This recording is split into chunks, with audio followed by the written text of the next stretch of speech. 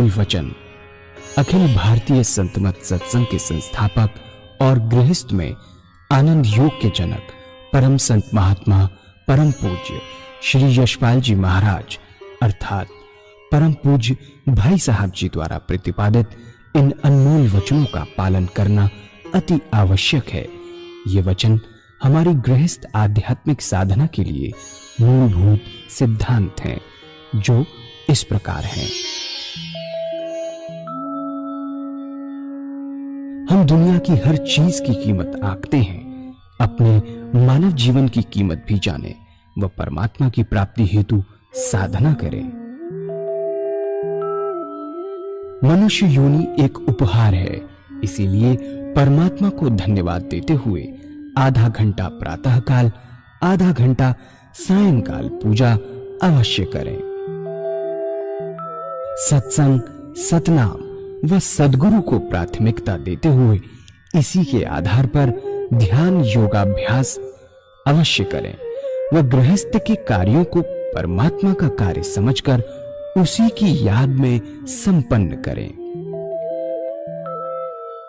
हर समय ये ध्यान रहे कि गुरु कृपा द्वारा परमात्मा की पवित्र सत्ता का हमारी आत्मा में वास है, अतः मन में निरंतर अपने इष्ट देव का जाप करें। मान सम्मान की इच्छा ना करें व अपमान से दुखी न हो। परमात्मा के अतिरिक्त किसी और का भय न करें। दूसरों की बुराई न करें, न सुने, सत्य व मधुर बोलें, अश्लील शब्द मुंह से ना निकालें, सभी से नम्रतापूर्ण व सुंदर व्यवहार करें। धर्म पत्नी के अतिरिक्त अपने से बड़ी से माता जैसा, बराबर की से बहन जैसा व छोटी से पुत्री जैसा व्यवहार करें। सांसारिक जीवन यापन की आवश्यकताएं अंतहीन है, इसलिए अधिक से अधिक समय सत्संग में व धन परोपकार में खर्च करें। याद रखें, न स्त्री माया है, न धन दौलत, न ही परिवार। माया वह है जो हृदय को परमात्मा से दूर हटा दे। अतः निरंतर सत्संग और सद्गुरु की शरण में रहने का प्रयास करें। भोजन अपने इष्ट को अर्पण कर प्रसाद रूप में परमात्मा की याद में करें। रात्रि में सोने से पहले अच्छे बुरे कार्यों का आत्मनिरीक्षण कर उसका समुचित पश्चाताप करते हुए ध्यान करें व प्रभु की गहरी याद में ही विश्राम करें। परमात्मा तू ही है, तेरी इच्छा पूर्ण हो।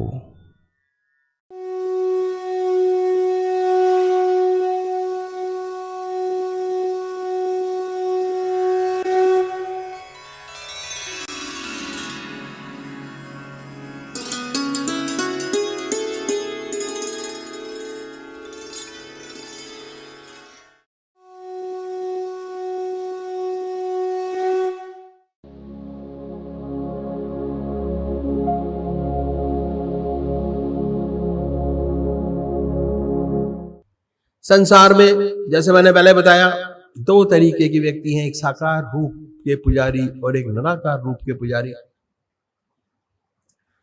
बहुत पुराने जमाने से चले आ रहे हैं हमारे देश में, जिसे भूल रहे हैं, भूल गए, भूल रहे हैं। इनमें कोई नई बात नहीं है, आपस में झगड़े भी होते हैं, वाद विवाद भी होते हैं, लेकिन सब होते हुए आज तक दोनों कायम हैं। आज आपको साकार पुजारी भी नजर आएंगे और निराकार। बात ऐसी कि मनुष्य का स्वभाव कुछ ऐसा ही है,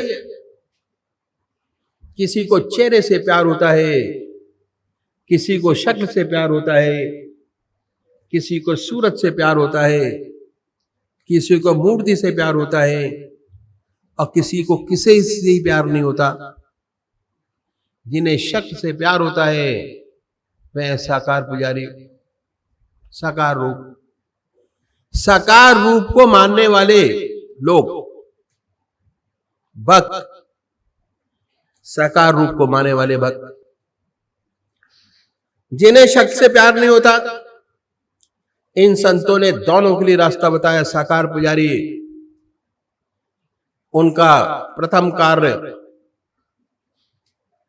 एक इष्ट को निश्चित करना, एक इष्ट। इसके लिए किसी गुरु की आवश्यकता नहीं है। आपकी आत्मा सबसे बड़ा गुरु है, गाइड है। उसी के कहने पर आप चलिए और अब अपनी आत्मा से पूछिए कि परमात्मा की कौन सा स्वरूप आपको सबसे ज्यादा अच्छा लगता है। परमात्मा का कौन सा रूप अच्छा लगता है, जिसमें परमात्मा की सबसे ऊंची भावना डाल सकते हैं, वो कि यही सर्वस्व हमारे हैं। भाव, भाव प्रधान है हर चीज के लिए, और उसे ही अपनाएं। हम मंदिर जाते हैं, सारी चीजें अवेलेबल हैं, आप अपने इष्ट को हर मुहूर्त में देखें, उन्हीं की आराधना करें, उन्हीं का ध्यान करें, उन्हें कभी बदले नहीं। ऐसा ना करें कि आज आप राम की पूजा करें, कर कृष्ण की, कभी मां की अगर रोज रोज बदलेंगे तो इसका विशेष लाभ आपको नहीं होगा। असल में पूजा का जो मकसद है वह चित्त की एकाग्रता प्राप्त करना, और उससे ऊपर उठे तो मैं कहूंगा कि विचार शून्य अवस्था प्राप्त करना। ऐसी हालत जिसमें विचार शून्यता आ जाए तभी होगा जब आपका एक इष्ट हो। इसलिए आज जितने साकार उपासक हुए हिस्ट्री में, सब एक ही इष्ट के उपासक थे। संत तुलसीदास भगवान राम के उपासक थे, और इतने पक्के उपासक थे, इतने पक्के कि एक बार द्वारकाधीश मंदिर चले गए मथुरा। जब मंदिर के दरवाजे पर पहुंचे तो सबने प्रणाम किया, आपने प्रणाम नहीं किया।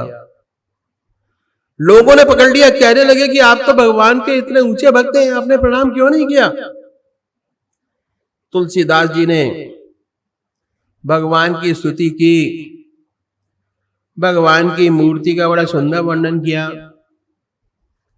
और आखिर में रो रो के कहने लगे कि तुलसी मस्तक जब झुके, जब धनुष बाण लो हाथ, तो तुलसीदास जी के हाथ में धनुष बाण आ गया।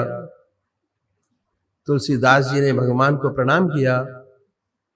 ऐसे एक इष्ट के उपासक, ऐसे ही सूरदास भगवान कृष्ण के उपासक थे। उन्हें हर जगह भगवान कृष्ण नजर आते थे, और उनके साथ भगवान कृष्ण हरदम रहा करते थे। दर दीवार दर्पण बहे, चित देखूं तित तोए, काकर पातर ठीकरी, भय आरसी मोए। कंकड़ों में, पत्थरों में उन्हें भगवान कृष्ण नजर आते थे। इसलिए जितने भी साकार उपासक हुए सब एक इष्ट के उपासक थे। साकार पुजारी को एक इष्ट निश्चित करना बहुत जरूरी है। जिसको अपनी आत्मा कबूल करे उसी का ध्यान बनेगा, उसी से चित्त की एकाग्रता प्राप्त हो सकेगी। अगर बार बार बदलेंगे, बहुत सी मूर्तियों का ध्यान करेंगे, तब पूजा का मकसद पूरा नहीं होगा। पूजा करने के लिए कुशाय कंबल का आसन हो, धूप दीप जलाएं, बड़े प्यार से साफ सुथरी चादर बिछी हो, सफाई के साथ। रात्रि के वस्त्र बदल कर बैठे। अगर स्नान नहीं कर सकते तो कोई बात नहीं, मुंह हाथ धोकर सुख आसन से पलौती लगाकर बैठे। अपने इष्ट को सामने देखें, कि आपका इष्टसह शरीर आपके सामने विद्यमान है, ऐसा विचार कीजिए। फिर कोई भक्ति बड़े भाव से भजन गाइए, तो क्या होगा कि जितने आपके वैरमुखी विचार हैं दुनिया के जो चल रहे थे, उनसे हटकर मन ईश्वर की तरफ लग जाएगा। और इसके बाद जब आप ध्यान करेंगे तो ध्यान बनेगा। पहले बाहर देखिए, जब ध्यान बाहर की तरफ बन जाए, उस पवित्र मूर्त को अपने हृदय में उतारिए, बैठाइए, प्यार से बैठाइए, इतने प्यार से कि ना कोई दूसरा विचार रह जाए ना ख्याल। ये खास बात है कि जब भी पूजा के अंदर बैठते हैं, पूर्ण समर्पण के साथ बैठिए, पूर्ण डिवोशन के साथ बैठिए, जिससे आपको असली लाभ और फायदा महसूस होए। हमारी आत्मा हमारे मन को देखती रहती है, बताती रहती है कि हम क्या कर रहे हैं, क्या सोच रहे हैं। जब मन हट जाए तब फिर प्यार से उसी मूर्ति पर जमाए, फिर ना कोई विचार रहेगा ना ख्याल। जब चेतन अवस्था में लौटेंगे, उसी के ध्यान में लौटेंगे, उस समय आपको बड़ी सुंदर अनुभूति होगी कि आपका हृदय मस्तक आनंद से भर गया। जितना मस्तक पर भार था वो हल्का हो गया। यह है पूजा का तरीका जो इन संत महात्माओं ने बताया साकार पुजारियों के लिए। अगर ऐसे पूजा करेंगे, ऐसे ध्यान करेंगे, ये तरीका अपनाएंगे, आपको विशेष लाभ होगा। चित्त की एकाग्रता प्राप्त होगी, सुषुप्ति की अवस्था प्राप्त होगी और धीरे धीरे सुषुप्ति से सहज समाधि में प्रवेश कर जाएंगे। दूसरे वही हैं जो निराकार भगवान के उपासक हैं, जो परमात्मा की मूर्ति को नहीं मानते। वे क्या करें? वे भगवान के नाम को पकड़े और उस नाम को चुने जो उनकी आत्मा को सबसे प्यारा लगता है। कोई ना कोई नाम से तो याद करते होंगे। हिंदू भाई ओम, मुसलमान भाई अल्लाह, सिख भाई वाहगुरु, क्रिश्चियन भाई क्राइस्ट या गॉड। जो भी इंसान उस प्रभु का नाम कोई राम से, कोई रहीम से लेता है, यहां पर भी अपनी आत्मा जो प्यारा लगे उसे पकड़े। फिर आसन तो वही है, सुख आसन में पलौती लगाकर बैठे, हृदय की तरफ निगाह करें। जब आपका हृदय दुख दुख करता है, उस बीट होती है, उसमें से ओम नाम निकल रहा है, जो नाम चुना है वह निकल रहा है। हृदय ओम ओम कह रहा है, जवान नहीं कह रही, जिह्वा से नहीं, ख्याल से। शुरू में दिक्कत होती है,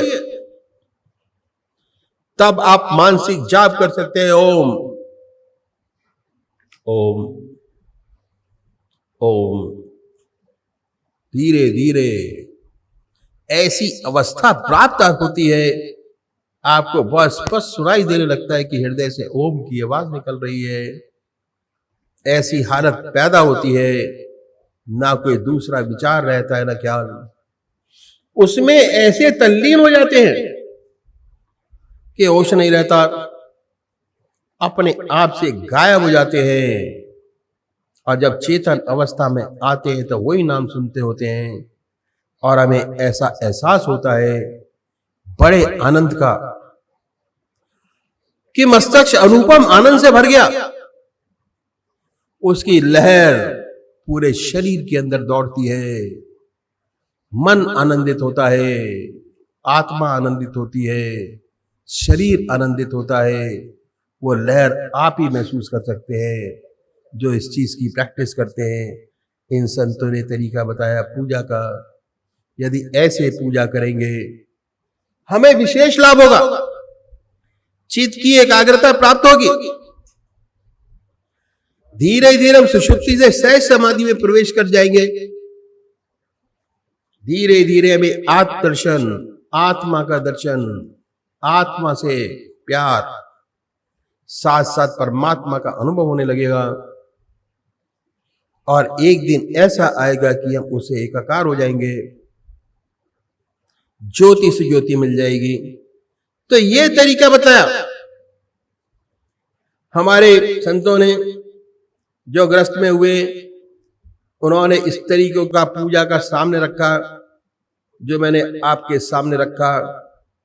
हम बड़े आराम से, बड़ी सरलता से, बड़े प्यार से अपना अंदर ऐसा सुंदर गुण पैदा कर सकते हैं जिसकी हमारे समाज को, हमारे ग्रस्त को, हमारे बच्चों को, उनका जीवन बनाने के लिए बहुत जरूरी है, बड़ी आवश्यकता है। परमात्मा तू ही है, तेरी इच्छा पूर्ण हो।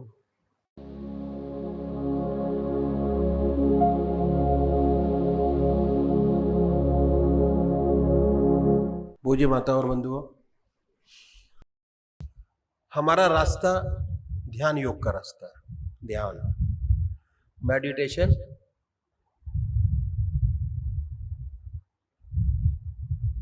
वो भी अपने इष्ट देव का। कैसे करेंगे? शॉर्ट में मैं आपके सामने रखता हूं कैसे किया जाए। बहुत आराम से किया जा सकता है और सब कर सकते हैं। सबसे पहले निश्चित कीजिए कि परमात्मा की कौन सी मूर्त, कौन सी सूरत, कौन सी शक्ल, कौन सी मूर्ति आपको सबसे ज्यादा प्यारी लगती है।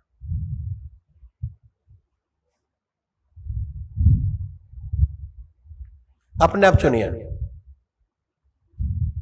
किसी के कहने से नहीं। अपने आप चुनेंगे कि हम राम को मानेंगे या शिव को मानेंगे या हनुमान जी को मानेंगे। जिसको आप मानते हैं उसी को मानिए। बड़े प्यार से बैठिए, धूप दीप जलाएं और उसके बाद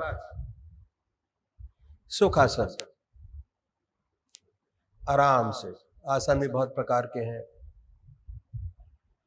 सबसे बढ़िया सुखासन, जिसे बड़े आराम से बैठ कर किया जा सकता है। पूजा का स्थान है तो बहुत अच्छी बात है, नहीं है तो उचित स्थान पर आप पूजा कर सकते हैं, उसी पर बैठे।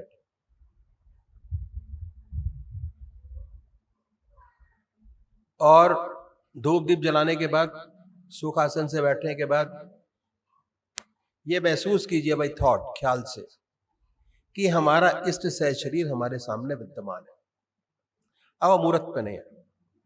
जब तक चूज किया तब तक मूर्त में है, उसके बाद अब मूर्त में नहीं है, सह शरीर हमारे सामने विद्यमान है। बड़ी बड़ी आंखें हैं भाई, थॉट, ख्याल से। गोल चेहरा है,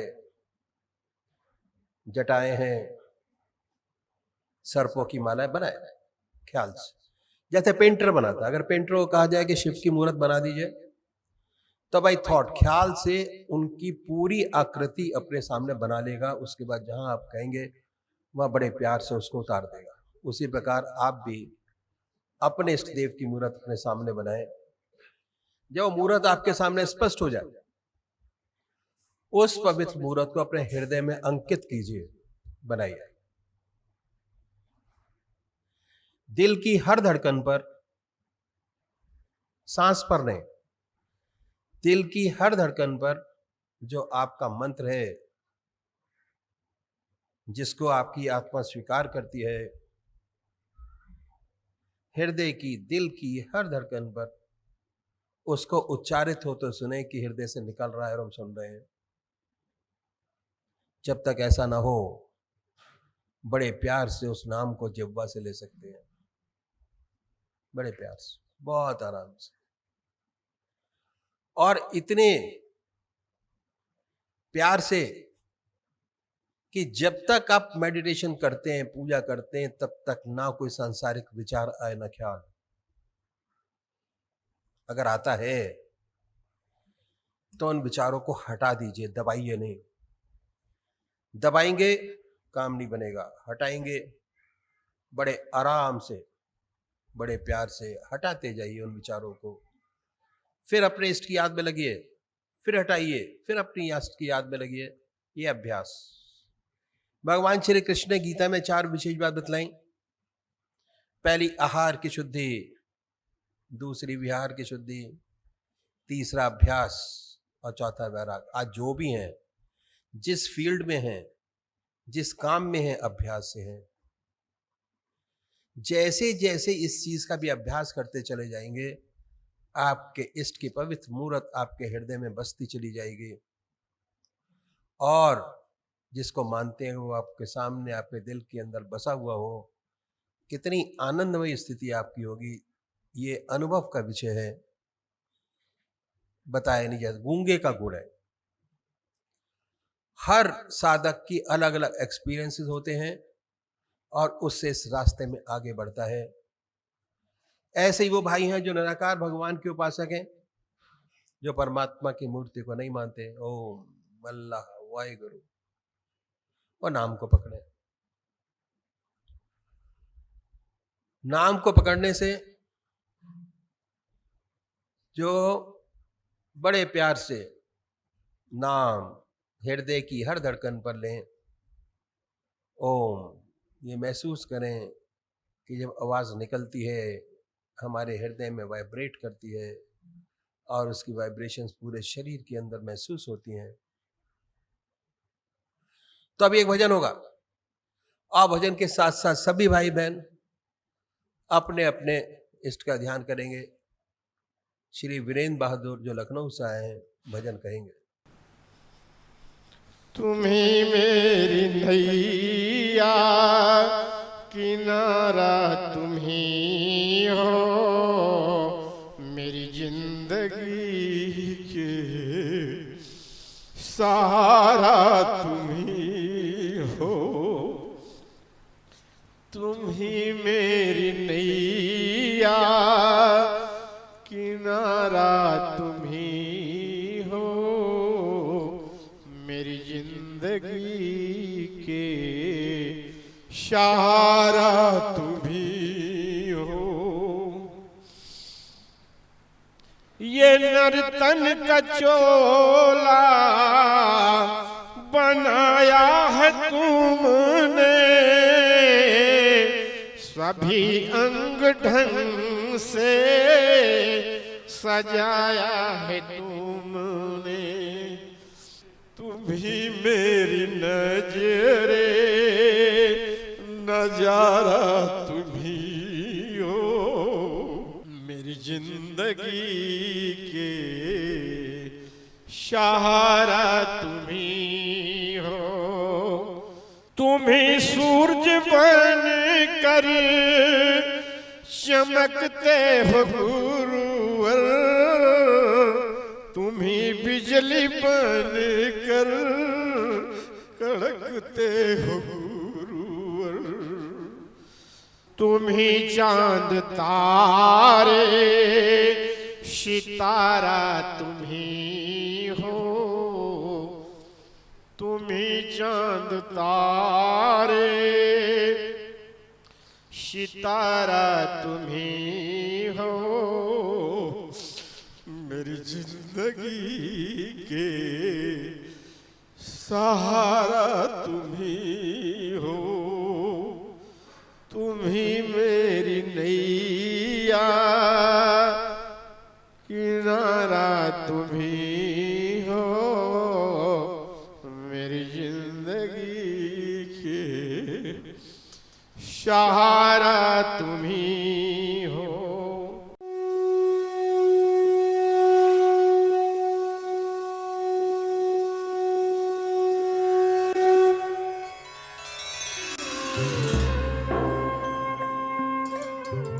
ध्यान योग के कार्यक्रम आनंद योग से निशुल्क जुड़ने के लिए संपर्क करें 9810239677।